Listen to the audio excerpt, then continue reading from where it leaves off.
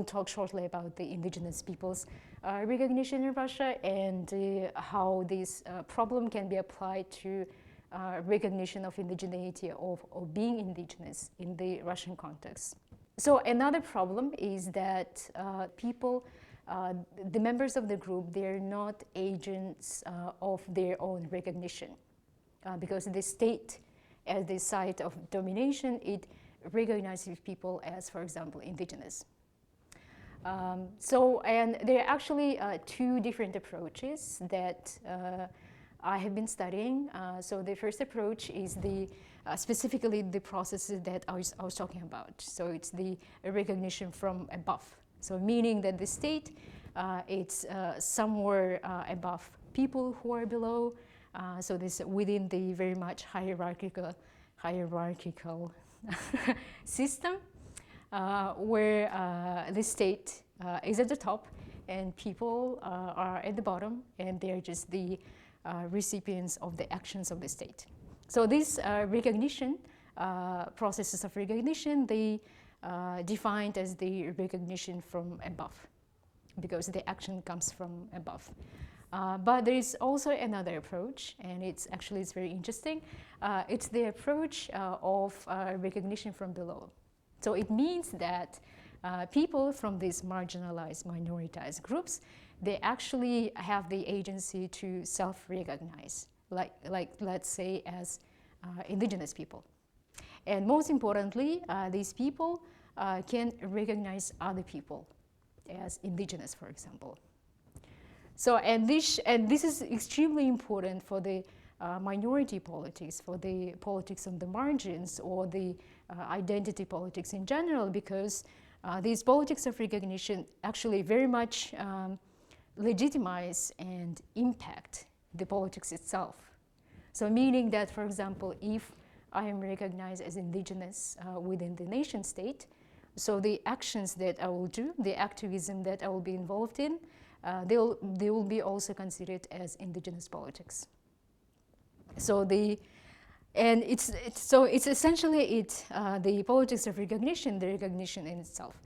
It shapes the politics of the people who are recognized or who are not recognized, or who are misrecognized. So but it's completely different topic to talk about. Using the case of indigenous people in the Russian Federation, and we should look at the historical background of politics of recognition in Russian Federation of indigenous people, because this, and I'm mainly talking about indigenous people because this is my focus of my research. So it's very interesting that during the Imperial Russia, there is no actually specific category indigenous or indigeneity, as academics would define it. And so the people who could have been considered indigenous nowadays, so mainly people of the Arctic and subarctic areas of the Russian Federation, they actually have been referred as just simply people of different origin, or people of different faith, or people of different religion, or something like that. So there's no any specific definition. There's no specific category of who indigenous is. But it changed during after the Russian Revolution, 1917, when the new Soviet government, they came up with the term «малые народности», so in English, small peoples. So the small peoples as a category, it referred to approximately 150,000 people. So most of these communities, they have been located, as I have mentioned before, in the northern part of the Soviet Union, so the Arctic and subarctic areas. So, and how they have been defined? They have been defined and they have been determined as small peoples according to certain ethnic markers. So what does it mean? The ethnic markers, it can be, for example, language they used, culture, certain traditions, religion. It also can be could be also they also use the traditional lifestyle and traditional mode of production. And also interestingly, one of the aspects of being considered as малые народности was the certain level of isolation and certain level of underdevelopment. So, and underdevelopment, sociocultural underdevelopment, political and economic. So, meaning that the political system, the economic system. So, all of these ethnic markers, and not only ethnic markers, but also territorial markers, they have been used to define small peoples who are now referred to as indigenous peoples. And so the whole politics during the Soviet Union towards indigenous people at that time, it was very, how they call it, paternalistic and also very much patronizing.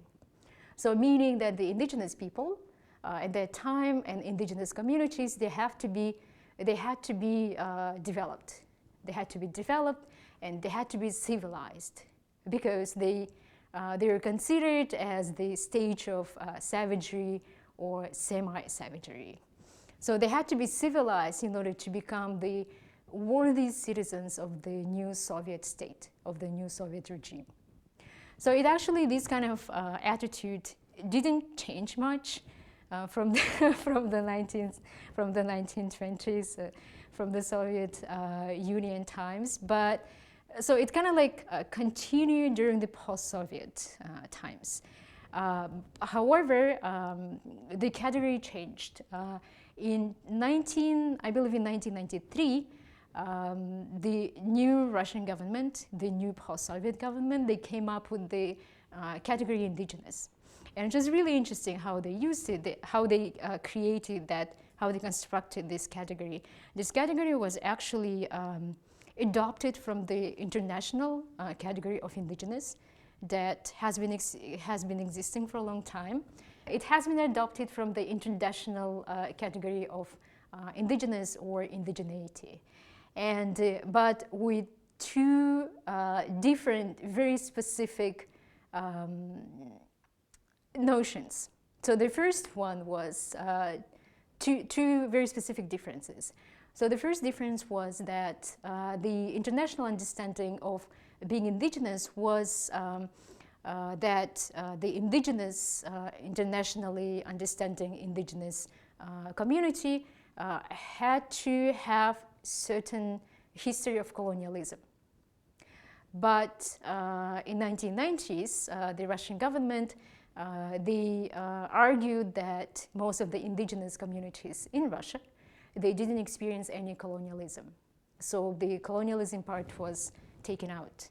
And the secondly, which is actually really interesting because it doesn't exist in any country, because it's how they refer to that as the quantitative property.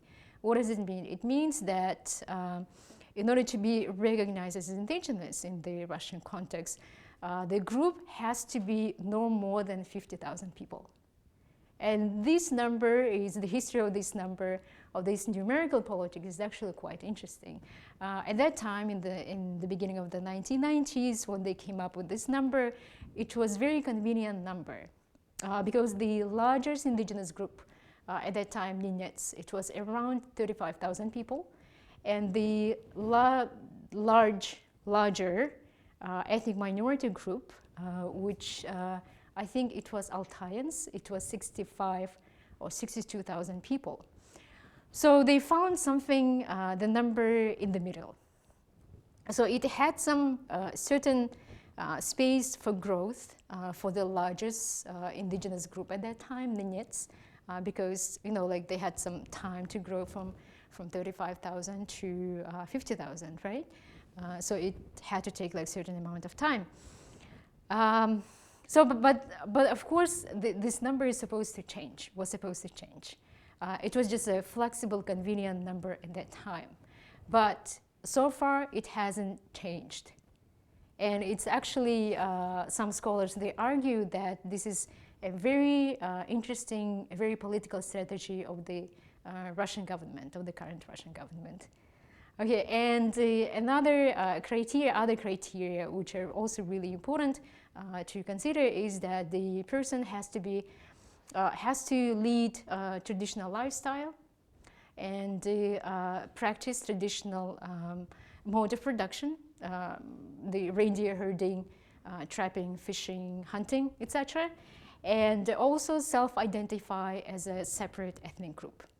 So the self-identify is actually quite important, but at the same time, like if you take these other criteria, the traditional lifestyle and traditional mode of production, these specific criteria are very, very problematic, because it means that if indigenous person who recognizes oneself as indigenous but doesn't, for some reason, doesn't practice the traditional mode of subsistence, but for example, he or she is not involved in the reindeer herding, so in that sense, in the understanding of the state who is indigenous, how the state recognizes indigenous person, it means that this person is not indigenous enough, or is not even indigenous, because he or she doesn't practice the traditional mode of production. Or another thing is that that the person has to be considered indigenous. In order to be considered as indigenous, they have to reside in the traditional territory, or the ancestral territory. So, and how they call it, the indigenous territories here, right? The small-numbered, indigenous small-numbered people's territories, right? Areas.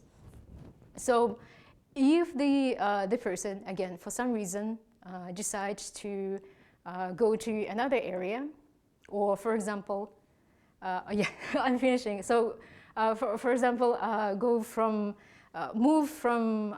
that area to, let's say, to the urban area. So in that case, the person is not recognized as indigenous by the state again.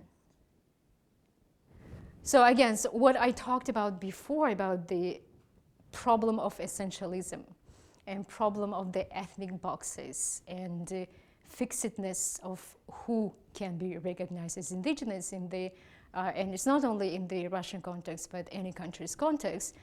So this creates a very, very huge problem for the politics of recognition.